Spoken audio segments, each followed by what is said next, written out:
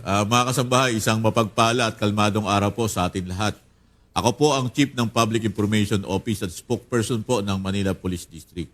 Siyempre naman, Atty. Ax at saka Sir Patrick, medyo yayabang ko lang po ng konti yung mga operation accomplishment May karapatan ng mga ka police naman na Manila. po. May bragging rights naman. May bragging Medyo rights rinis naman. ka na nakikinig ako ng programa sa mga ibang programa sa radyo. Lagi ko naririnig ito. Yes po, nung nakaraan pong September lang po at pakikita lang po namin itong pong mga iba't iba naming pamamaraan at estratehiya kontra krimen.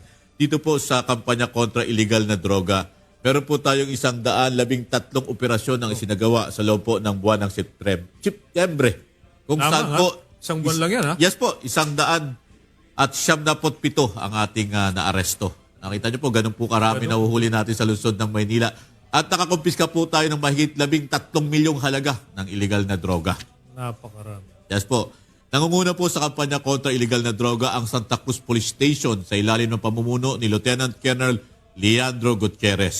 Station 3 po yan, Santa Cruz. Congratulations. Yes po. Congratulations. Yes Happy po. operations. Ano? Sa kampanya kontra illegal na sugal naman po, may kabuuang 179 na operasyon ng ating sinagawa kung saan 415 ang naaresto.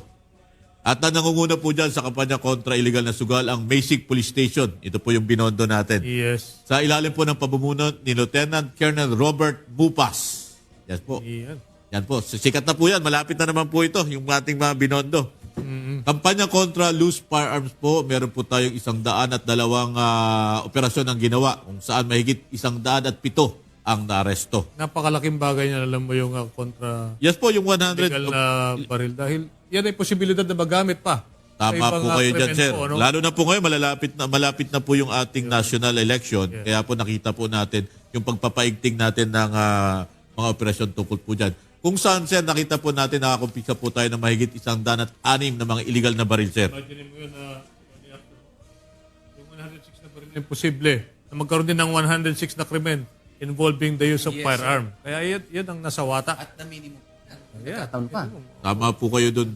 At ito naman po, nanguna po rito ang Moriones at Santa Cruz Police Station sa ilalim po ng pamumuno ni Lieutenant Colonel Alvin Christopher Baybayan at Lieutenant Colonel Leandro Gutierrez.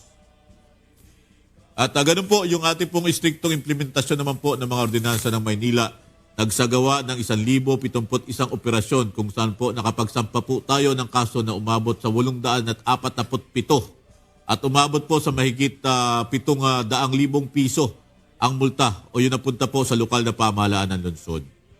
Kung saan po nangunguna po rito ang Baseco Police Station sa ilalim po ng pamumuno ni Lieutenant Colonel Emmanuel Gomez.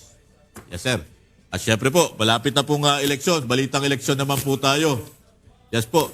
Sa tulong po ng iba't ibang ahensya ng ating pamahalaan at suporta po ng buong lungsod ng Maynila, naging matagumpay at napanatili natin ang kaayusan sa buong lungsod nitong nakarang 8 araw na pagsusumite ng Certificate of Candidacy. COC, sir, at takona, sir, District, yes. para sa local at national election na darating na taong 2025. Napaka-importante niyan.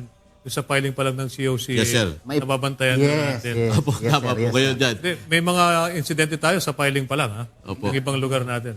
At wala po tayong naitalang anumang pubukaw sa aming kamalayan. Naitawid po natin ng maayos at nailatag po natin ng tama ang seguridad sa buong Maynila kung saan po ginanap ang nasabing aktibidad.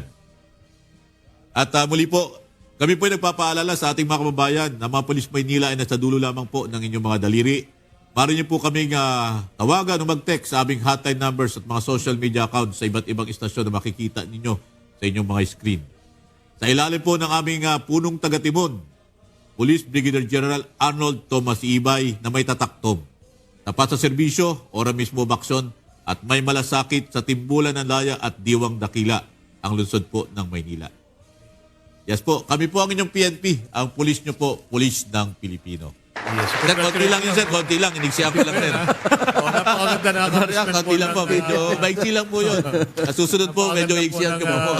accomplishment kompleto ang Manila Police District. Ano? And of course, naniniwala ako na kaya isnapi lahat ng mga istasyon ng Manila Police District. Yes, sir. Dahil yan, sa kinsnapihan ng aking kaklase. Yes, sir. Police Opo. Brigadier General Tom Ibay Bok. Congratulations. Ano?